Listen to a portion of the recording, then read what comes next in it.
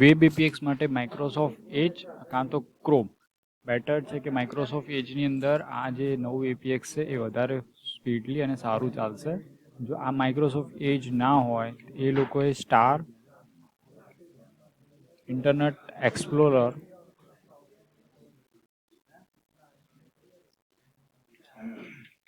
Direct એવું open કરશો તો અહીંયા કદાચ સ્વિચ નાવનું આવશે ઓપ્શન. જો ના આવતું હોય તો ડાયરેક્ટ આપણે અહીંયા ગૂગલ જિંદાબાદ એમાં માઇક્રોસોફ્ટ એજ ડાઉનલોડ ન્યૂ માઇક્રોસોફ્ટ એજ બ્રાઉઝર ક્લિક કરી દેવાનું.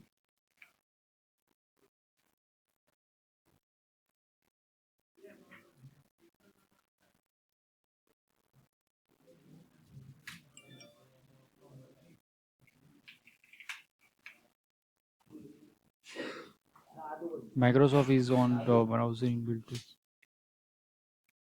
અહીંયા તમને ઓપ્શન્સ બતાડતા હશે ડાઉનલોડ, પણ મારા ઓપીસીમાં ઓલરેડી છે એટલે મને અહીંયા ડાઉનલોડ નાવનું ઓપ્શન નથી આવતું. જો માઇક્રોસોફ્ટ એજ ના ડાઉનલોડ થતું હોય તો ક્રોમની અંદર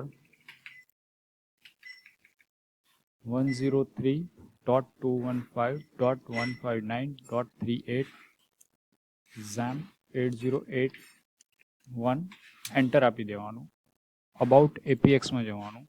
ગેટ ડિવાઇસ ઇન્ફોમાં આ જે ડિવાઇસ આઈડી છે એ મને સ્ટોર વાઇઝ કોપી કરીને શેર કરી દેજો. હું અહીંયાથી ફટફટ ચાલુ કરી દઈશ અને જે તે બ્રાન્ચનું યુઝર આઈડી અને પાસવર્ડ તમને શેર કરી દઈશ, જેથી કરીને ત્યાં નવા વેબ એપીએક્સ ચાલુ થઈ જશે. અને આ ઇઝી અને બહુ સ્પીડલી છે.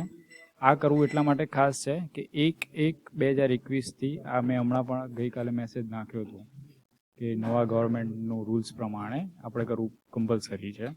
1/1/2021થી રૂલ્સ એવો છે કે જે એડિટિંગ થાય છે એ એડિટિંગ હવે બિલમાં નહીં થઈ શકે. જીએસટી નંબર કમ્પલસરી જો એ ટાઈમે કસ્ટમર એડ કરવા માંગશે તો થશે. નેક્સ્ટ ડે એડિટિંગ નહીં થાય. રૂલ્સમાં એવું છે કે જે બિલ સેવ કર્યા છે એ ડેલી નાઇટ્સના એ જીએસટીની સાઇટ પર અપલોડ કરવાનું રહેશે આપણે. એટલા માટે એ બેક નામ ચેન્જ નહીં થાય, અમાઉન્ટ ચેન્જ નહીં થાય, કશું ચેન્જ નહીં થાય. એટલે બહુ કેરફુલીથી એ જે તે બિલ સેવ કરો છો એ બહુ ધ્યાન રાખીને સેવ કરવાનું રહેશે. કસ્ટમરનું નામ, મોબાઈલ નંબર, અમાઉન્ટ, ડિસ્કાઉન્ટ પણ એડ નહીં થાય. જીએસટી નંબર પણ ચેક કરીને નાખવાનું રહેશે.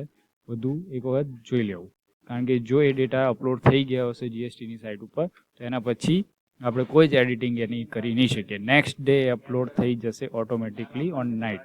એટલા માટે આ વેબ એપીએક્સ કરવું કમ્પલસરી છે. Thank you.